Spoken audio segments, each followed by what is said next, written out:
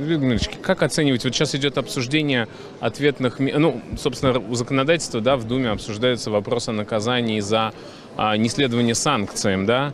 Вот как вы считаете, нужно ли нас, и у бизнеса по этому поводу есть разногласия, вот как вы считаете, нужно ли все-таки бизнес наказывать или нет в данном случае? Ну, здесь надо все-таки избирательно подходить к этому вопросу, а не так, что вот кому-то нравится. Вот я, например, у меня нет бизнеса, я могу сказать, всех надо наказать. А надо все-таки стать на позицию того человека, у кого есть бизнес, и кто этим всю жизнь занимается, и зачем, из-за того, что нам какие-то страны объявили санкции, зачем по нашим же, по своим же бить, да? Здесь надо избирательно подходить, как в этих ситуациях поступать.